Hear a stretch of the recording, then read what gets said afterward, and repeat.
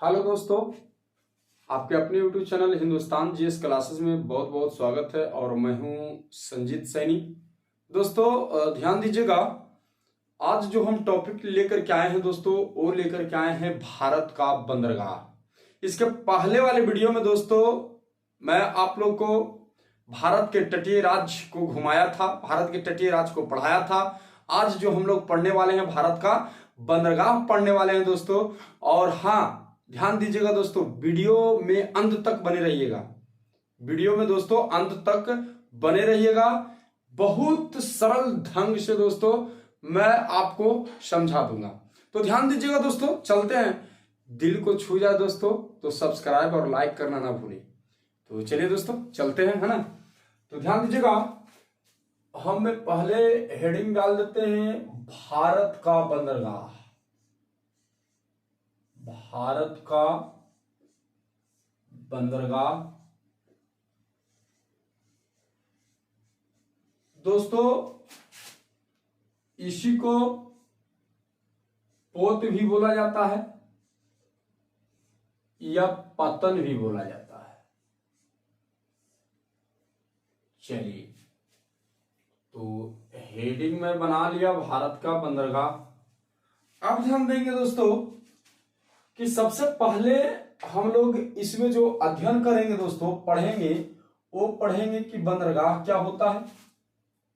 बंदरगाह क्या होता है,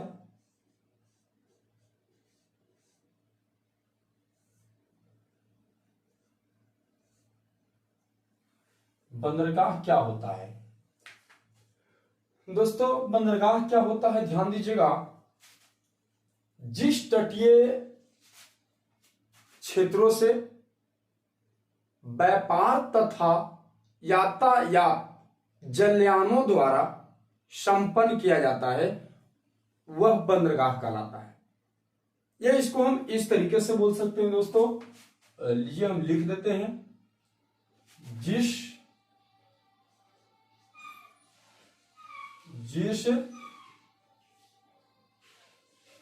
तटीय क्षेत्रों से, जिस तटीय क्षेत्रों से जलयानों द्वारा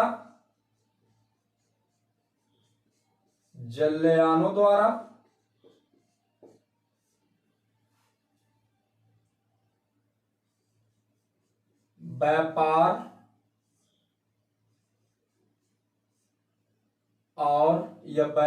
या यातायात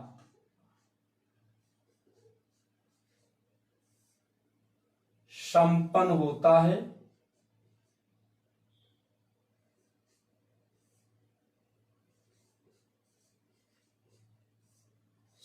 होता है, वह या उसे संपन्न होता है, उसे बंदरगाह कहा जाता है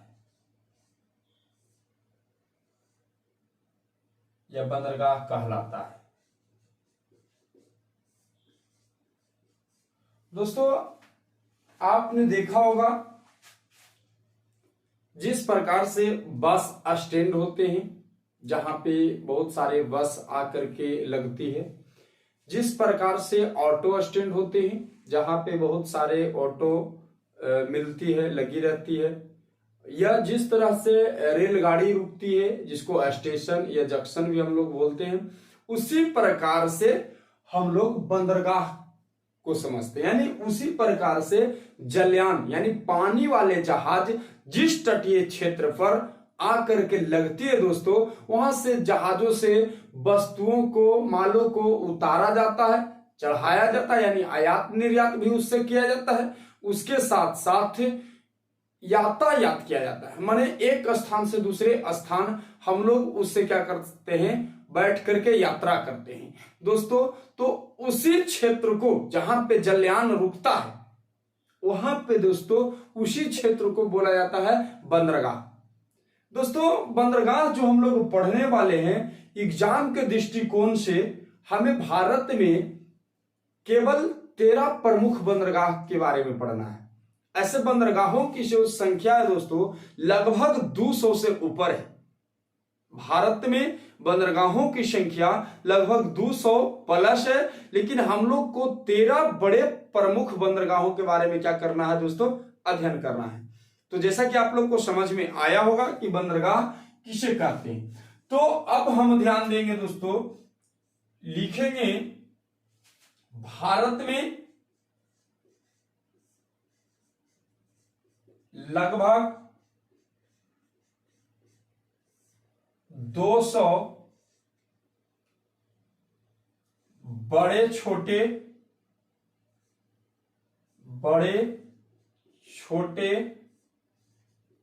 बंदरगाह,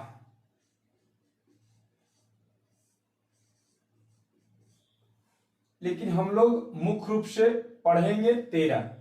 ठीक है दोस्तों, तो यहां पे हम लिखेंगे भारत का प्रमुख बंदरगाह,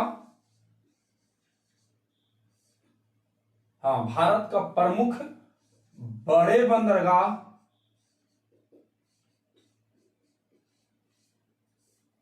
13 है। दोस्तों बंदरगाह पढ़ने से पहले आपको भारत का तटीय राज्य की जानकारी अच्छे तरीके से होना बहुत जरूरी है दोस्तों। यदि भारत के तटीय राज्य की जानकारी आपको नहीं है तो बंदरगाह आपको काफी परेशान करेगा दोस्तों, रटना पड़ेगा। अतः बंदरगाह को पढ़ने के लिए सबसे पहले आप तटीय राज्यों के वीडियो को देख लीजिए। मैं इससे पहले वाले वीडियो में भारत के तटीय राज्य को बिल्कुल आसान और सरल भाषा में पढ़ाया दोस्तों, आप उस वीडियो को देखिए। चलिए आगे बढ़ते हैं दोस्तों। अब ध्यान देंगे, इसको साफ करते हैं दोस्तों, या इससे पहले एक और चीजें दिख लीजिए दोस्तों। इधर का जो क्षेत्र है, इधर का जो क्षेत्र पहले साफ कर लेते हैं।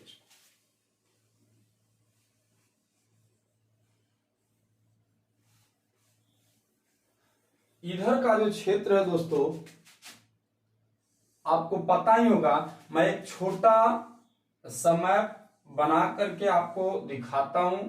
हमें पता है आप हमसे बढ़िया बना पाते हैं। लिखिए यहां ध्यान से, मैं समझाने के लिए मैं इस प्रकार से, चलिए बनाए दोस्तों। इधर जो है दोस्तों, इधर बोलते हैं अरब सागर, यानी जल ही जल है। इधर भी जल ही जल है। इधर बोलते हैं दोस्तों इस क्षेत्र को हिंद महासागर,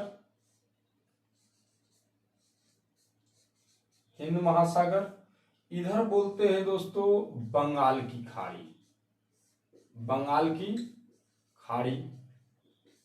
चलिए ध्यान दीजिएगा, यहां पे जो है दोस्तों ये है बांग्लादेश, बांग्लादेश। इस तरफ पाकिस्तान है, पाकिस्तान। इधर अफगानिस्तान, अफगानिस्तान। और ये दोस्तों चीन है, कोरोना वायरस वाला देश। यहां ध्यान दीजिएगा, ये है नेपाल। और ये जो है दोस्तों ये है म्यांमार, म्यांमार या बर्मा। ध्यान दीजिएगा दोस्तों, मैं बिल्कुल आपके सामने छोटा सा भारत का मैप बनाया है और इसी नीचे वाले पोर्शन को, ये नीचे वाले भाग को मैं जूम करके बड़ा बनाया है दोस्तों, यानी मैं बड़ा बना करके आपको दिखाया। तो जिस तरीके से आप दोस्तों इस भारत के मैप को देख रहे हैं, पाकिस्तान, अफगानिस्तान, चीन, नेपाल, यहां पे भूटान भी है दोस्तों, ध्यान दीजिएगा। चलिए भूटान, है ना, म्यांमार, बांग्लादेश, इधर नीचे वाले क्षेत्र है पारादीपीय, इसको बोलते हैं पारादीपीय, इधर अरब सागर, हिंद महासागर, बंगाल की खाड़ी। तो समझ में आ रहा होगा। अब ध्यान देंगे दोस्तों, भारत के हम पड़ोसी देशों के साथ साथ भारत को जो जलीय सीमा लगता है दोस्तों, उसको हम देख लिए, इसके पहले वाले वीडियो में भी हम पढ़ा चुके थे।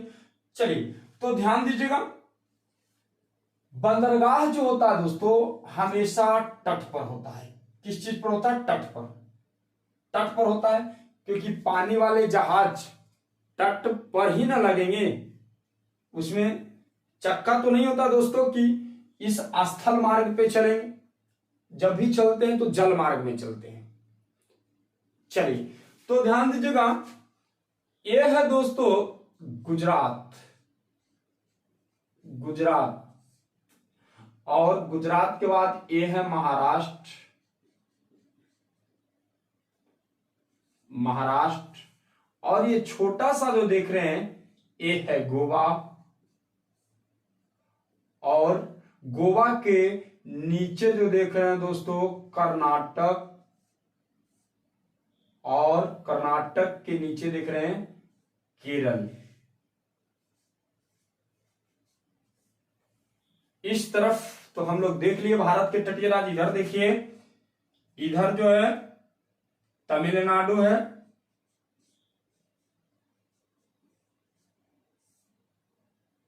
तमिलनाडु के बाद आंध्र प्रदेश है,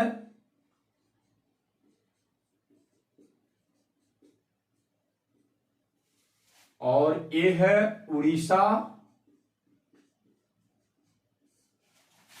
ये है पश्चिम बंगाल, पश्चिम बंगाल। अब दोस्तों हम ये छोटे वाले मैप को साफ करते हैं, जरा निगाहें मेरे तरफ कीजिए और प्यार से देखिए दोस्तों। चलिए जॉब कीजिएगा तो प्यार आपका अमर रहेगा। ध्यान दीजिए दोस्तों, दोस्तों ये है गुजरात, और मैंने बताया कि इधर सिर्फ जलीय क्षेत्र है, जल ही जल, जल ही जल है। इधर अरब सागर, अरब सागर, इधर है हिंद महासागर नीचे, और इधर है दोस्तों बंगाल की खाड़ी, बंगाल की खाड़ी। चलिए इधर भी जल ही जल है।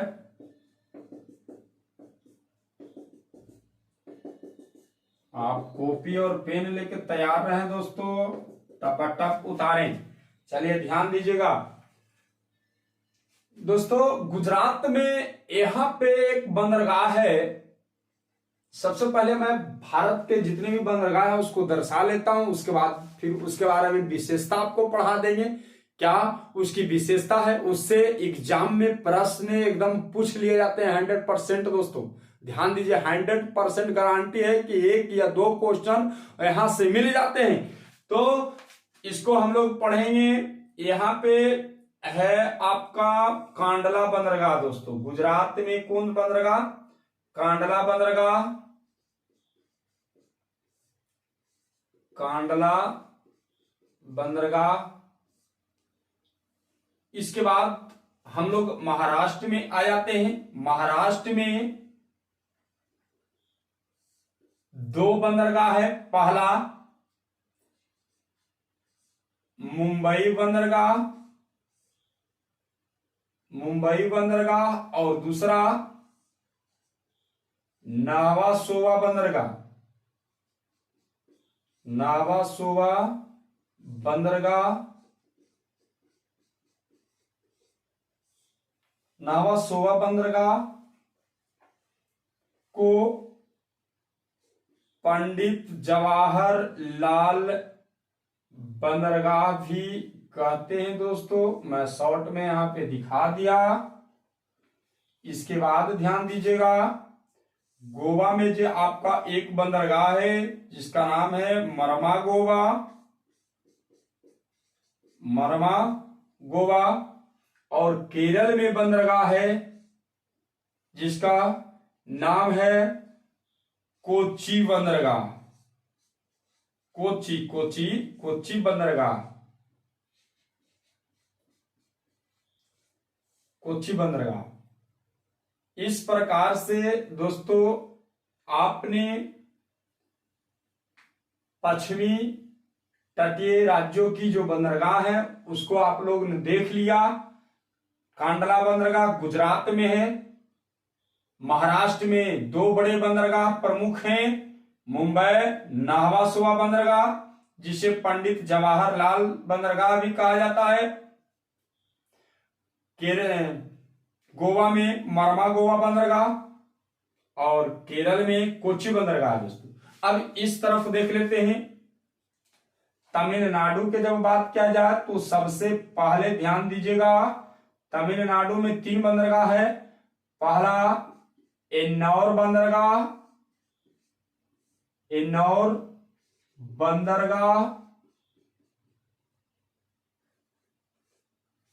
दूसरा है चेन्नई बंदरगाह और तीसरा है दोस्तों तुतीकोरिन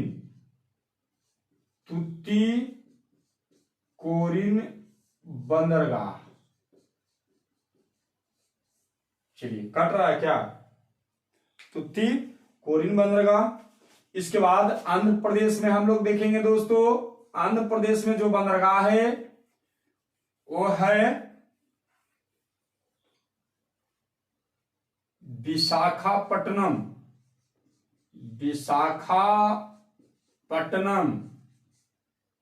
याद रहेगा विशाखापट्टनम।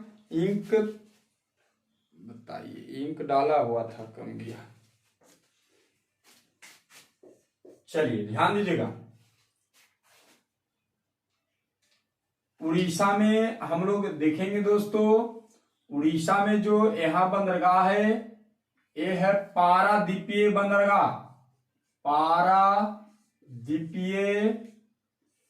बंदरगाह।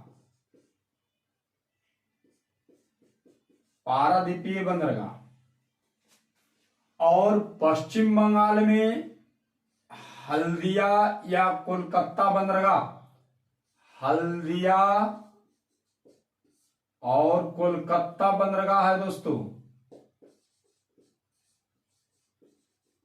कोलकाता बंदरगाह। चलिए इस प्रकार से आप लोगों को दिखाई पड़ रहा होगा दोस्तों कि भारत के तटीय राज्यों में तट पे कौन कौन से बंदरगाह स्थित है। पहला गुजरात में कांडला, महाराष्ट्र में दुग्गो, मुंबई नावासोवा या पंडित जवाहरलाल नेहरू बंदरगाह इसको कहते हैं, गोवा में मरमागोवा, कर्नाटक में, अच्छा कर्नाटक वाला छूट गया क्या, कर्नाटक में न्यू मंगलोर, छूट गया था दोस्तों, कर्नाटक में न्यू मंगलोर बंदरगाह। आप हमसे प्यार करते रहिए और इधर वीडियो को देखते रहिए दोस्तों, बहुत अच्छे से समझ में आएगा। हाँ, यदि हमसे प्यार करते तो सब्सक्राइब जरूर कीजिएगा। चलिए ध्यान दीजिएगा, न्यू मंगलोर बंदरगाह हो गया दोस्तों, और केरल में कोच्चि बंदरगाह हो गया, इन्नौर बंदरगाह, चेन्नई तुतीकोरिन, ये तमिलनाडु में 3 बंदरगाह है, और आंध्र प्रदेश में विशाखापट्टनम बंदरगाह, उड़ीसा में पारादीपीय बंदरगाह है, पश्चिम बंगाल के तट पर हल्दिया और कोलकाता बंदरगाह है। अब हम आशा कर रहे हैं, पूरी आशा कर रहे हैं कि आपको भारत के तटीय क्षेत्रों पर जो बंदरगाह नजर आया वो आप साफ दिमाग में बैठा लिए होंगे, साफ दिमाग में बैठा लिए होंगे, है ना। तो चलिए अब हम लोग जानेंगे एक एक करके कौन सी बंदरगाह का क्या विशेषता है। तो सबसे पहले एगो बात हमको बताइए दोस्तों, एगो बात याद कीजिए, एक बात, प्लस वाला जहां जाते हैं ना डॉक्टर के क्लिनिक में, तब प्लस लिखा रहता है। देखिए दोस्तों, प्लस हमेशा आपको सहायता करता है दिशा पकड़ने में। आपको पता है ऊपरी में नॉर्थ बोलते हैं उत्तर, नीचे में दक्षिण साउथ, और दाया साइड में पूर्व यानी ईस्ट, और बाया साइड में वेस्ट, उत्तर दक्षिण पूर्व पश्चिम। इस प्रकार से दोस्तों यदि भारत के तटीय राज्य को जब हम इस प्रकार से बांट देंगे तो पूर्वी भारत के तटीय राज्य और पश्चिमी भारत के तटीय राज्य, तो इस तरीके से हम कह सकते हैं पूर्वी भारत के तटीय राज्यों का बंदरगाह और पश्चिमी भारत के तटीय राज्यों का बंदरगाह। इस प्रकार से है ना। तो पूर्वी में कौन कौन हो जाएगा, जैसे तमिलनाडु से चलेंगे, आंध्र प्रदेश, उड़ीसा, पश्चिम बंगाल, ये चारों राज्यों में हो जाएगा दोस्तों। और पश्चिमी में कौन कौन हो जाएगा, गुजरात, महाराष्ट्र, गोवा, कर्नाटक, केरल। तो समझ में आ रहा होगा, पूर्वी भारत के तटीय राज्यों का बंदरगाह और पश्चिमी भारत के तटीय राज्यों का बंदरगाह। क्या समझ में आया? चलिए ध्यान दीजिएगा इधर, समझ में तो अबे करेगा, जाएगा कहां। चलिए दोस्तों, अब हम ध्यान देंगे कांडला बंदरगाह। आप कॉपी और पेन जल्दी से लीजिए और टपाटप उसको क्या कीजिए, लिखिए। गुजरात में दोस्तों कांडला बंदरगाह है, जानते हैं वो बात, गुजरात में जो कांडला बंदरगाह है ना, ये जो है दोस्तों ज्वारीय बंदरगाह है। ज्वारीय बंदरगाह का मतलब क्या होता है, समुद्र में एकदम ज्वार आता है, लहर, और जब लहर और ज्वार आता है दोस्तों, काफी तेज हवाएं भी चलता है। तो क्या होता है कि जब तेज हवा आता है तो समझ ही रहे हो, तेज हवा आता है तो समुद्र के लहरें के साथ साथ दोस्तों तट पे पानी चढ़ जाता है। तो गुजरात का जो तटीय क्षेत्र है थोड़ा सा घुरमुरियाइल है, तो घुरमुरियाइल रहेगा। तब बताइए पानी का जब लहर आएगा तो ये रोकेगा, अंदर घुसने ज्यादा नहीं देगा। तो इसलिए दोस्तों यहां जो ज्वार आता है दोस्तों, उसको क्या किया जाता है, सबसे ज्यादा ज्वार यहां देखने को मिलता है, और उसको बचाव के लिए क्या करता है, तट क्या कर लेता है, रोक लेता है। अतः दोस्तों इसको कांडला बंदरगाह को ज्वारीय बंदरगाह के साथ साथ हम लोग इसको प्राकृतिक बंदरगाह भी कहते हैं। प्राकृतिक बंदरगाह का मतलब भी वही हुआ दोस्तों कि पहले से हमें तट पे क्या किया हुआ है, घेरा लगाया हुआ है, यानी तट घुड़मुड़ियाया हुआ है, और जब भी ज्वार आता है तो घुड़मुड़ियाया हुआ क्षेत्र क्या कर लेता है, आसानी से सीधे नहीं जाने देता है। और जब सीधे नहीं जब जाने देगा दोस्तों तो क्या करेगा, जहां पे जहाज लगा रहेगा तट पे, उसको सुरक्षा होगा कि नहीं होगा, सुरक्षा होगा। यदि घुड़मुड़ियाया हुआ क्षेत्र नहीं रहता तो क्या होता दोस्तों, जब भी लहर आता और मान लीजिए जहाज से कोई वस्तु उतर रहा है, और जब वस्तु उतर रहा है और लहर मार दिया, यानी कहने का मतलब पानी का लहर आया, तो समझ ही रहे हैं नाव जहाज को क्या कर देगा, जलयान को पूरा हिला करके रख देगा। पता चलेगा कि कुछ मजदूर, कुछ यात्री उसी में गिर गए समुद्र में। बात समझ में आ रहा है, इसलिए इसको बना दिया जाता है दोस्तों। जहां पे घुड़मुड़ियाया हुआ क्षेत्र नहीं है उसको आगे एक दीवार खड़ा कर दिया जाता है। इसलिए दीवार खड़ा कर दिया जाता है दोस्तों कि जब समुद्र के लहरें आए तो उसको क्या करे, बचा करके रखे। क्या करके रखे, बचा करके रखे, यानी लहर तट के ऊपर नहीं खंगाले। और जब तट पे लहर नहीं पहुंचेगा, आगे दीवार खड़ा कर दिया जाएगा, तो जब दीवार खड़ा कर दिया जाएगा ऊंचा, तो लहर आएगा तो क्या कर लेगा, दीवार रोक लेगा, जिससे इधर जहाजों को, यात्रियों को कोई परेशानी नहीं होगा। अतः जो आदमी घेर दिया, यानी जो आदमी द्वारा दीवार बनाया गया, उसको कृत्रिम बंदरगाह कहेंगे, जहां पे क्या कर दिया, घेरा लगा दिया गया। तो दोस्तों चलते हैं, हम आशा करते हैं कि कृत्रिम और प्राकृतिक बंदरगाह समझ में आ गया होगा। कृत्रिम और प्राकृतिक बंदरगाह समझ में आ गया होगा। प्राकृतिक मैंने पहले से घुड़मुड़ियाया हुआ है, इतना कोई काट कुट नहीं किया है, इसके आगे दीवार खड़ा नहीं किया है। चलिए बंदरगाह, कांडला बंदरगाह है, उसको क्या कहेंगे, ज्वारीय बंदरगाह के नाम से भी जानेंगे। और किस बंदरगाह के नाम से जानेंगे, ज्वारीय के साथ साथ हम लोग जानेंगे प्राकृतिक बंदरगाह भी कांडला बंदरगाह को कहा जाता है।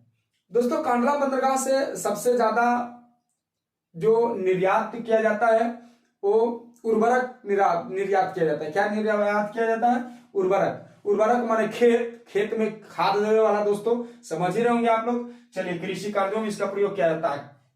इसके साथ साथ पेट्रोलियम वगैरह का भी यहां से आयात निर्यात किया जाता है। अब हम लोग दोस्तों चलते हैं मुंबई बंदरगाह में। मुंबई बंदरगाह जो है दोस्तों, ध्यान दीजिएगा, मुंबई बंदरगाह यहाँ तट पे है।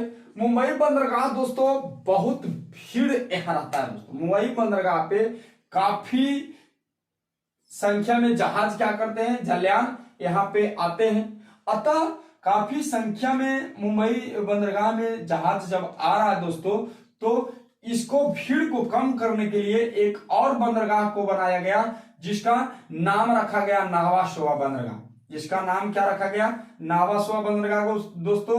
और इसको जो चालू किया गया दोस्तों, नावा शोवा बंदरगाह का उद्घाटन किया गया वो पंडित जवाहरलाल नेहरू के जन्मदिन पर। अतः इसे पंडित जवाहरलाल नेहरू बंदरगाह भी कहा जाता है। समझ में आ रहा होगा। चलिए, इसके बाद हम लोग ध्यान देंगे, हाँ, मुंबई बंदरगाह को दोस्तों भारत का सबसे बड़ा बंदरगाह भी कहा जाता है, या व्यस्ततम बंदरगाह भी कहा जाता है, बहुत बड़ा बंदरगाह। ठीक है दोस्तों। चलिए, तो इसको भीड़ कम करने के लिए नावा शोवा बंदरगाह भी क्या किया गया, इस पे निर्माण किया गया है। इसके बाद दोस्तों हम लोग आगे बढ़ते हैं मरमा गोवा। मरमा गोवा दोस्तों गोवा के तट पे है, और गोवा के जो तट पे है दोस्तों मरमा गोवा, यहां से दोस्तों ईरान में सबसे ज्यादा आयात निर्यात, यानी लौह अयस्कों का सबसे ज्यादा मरमा गोवा में लौह अयस्कों का आयात निर्यात किया जाता है। लौह अयस्कों का आयात निर्यात किया जाता है। ठीक है दोस्तों। उसके बाद न्यू मंगलौर दोस्तों ज्यादा विशेष प्रचलित नहीं है, लेकिन फिर भी हम लोग ध्यान रखेंगे। यहां से भी लौह अयस्कों का आयात निर्यात किया जाता है। कोच्चिन बंदरगाह दोस्तों केरल में है, ध्यान में रखिएगा। कोच्चिन बंदरगाह केरल में है, ज्यादा कुछ विशेष नहीं है। अब दोस्तों इस तरफ के बंदरगाह में हम लोग क्या करते हैं, आते हैं दोस्तों। देख रहे हैं चेन्नई, एन्नौर, तुतीकोरिन जो है दोस्तों, ये ऐसा बंदरगाह है जहां गहराई बहुत कम है। तो जब गहरा रहेगा दोस्तों, तो पानी वाला जहाज, ठीक है, गहरा रहेगा दोस्तों। जब गहरा नहीं रहेगा दोस्तों, गहरा कम है, यानी कहने का मतलब इसके तट पर छेछलापन है, तो पानी वाला जहाज को 5 किलोमीटर पहले ही रोका जाता है। 5 किलोमीटर पहले ही रोका जाता है, और यहां से छोटे छोटे जलयानों से, नावों से सामान को क्या किया जाता है, उतारा जाता है। अतः हम लोग कहेंगे कि तुतीकोरिन बंदरगाह तमिलनाडु में स्थित है, और यह भारत का सबसे कम गहरा बंदरगाह है। चलिए, उसके बाद चेन्नई बंदरगाह की बात करेंगे। चेन्नई बंदरगाह भारत के तमिलनाडु में ही है, और एन्नौर बंदरगाह भी भारत के तमिलनाडु राज्य में ही है दोस्तों। चलिए, इसके बाद हम लोग बात करेंगे विशाखापट्टनम बंदरगाह आंध्र प्रदेश के तट पे है दोस्तों, और विशाखापट्टनम सबसे गहरा बंदरगाह है।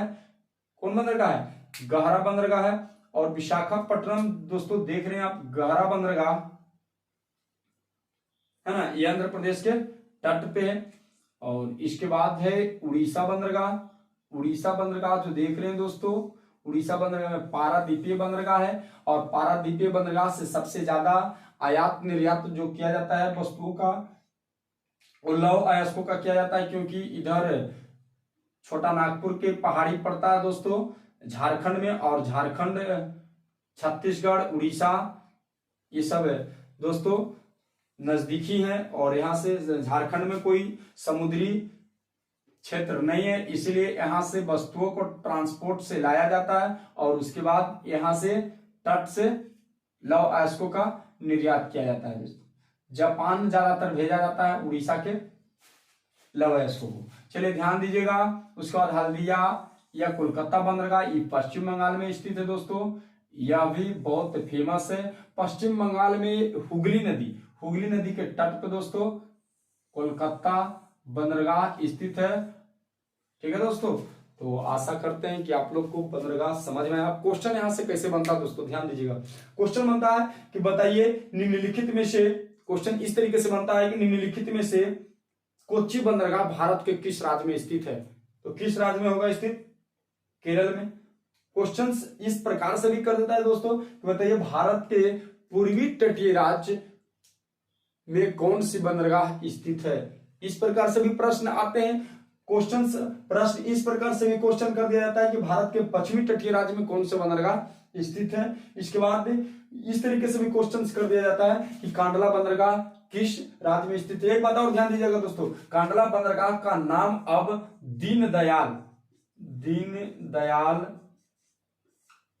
बंदरगाह है दोस्तों। यानी कांडला बंदरगाह का अब जो नाम है दीनदयाल बंदरगाह है दोस्तों। तो इस प्रकार से प्रश्न पूछ लिए जाते हैं। ठीक है दोस्तों, तो यदि मेरा वीडियो दिल के छू गया होगा दोस्तों तो सब्सक्राइब करना ना भूलें। और मैं आपके लिए ज्योग्राफी का जो भी टॉपिक है दोस्तों उसको हम कोशिश करेंगे कि कंप्लीट करा दें। तो जय हिंद, फिर मिलते हैं नेक्स्ट वीडियो में।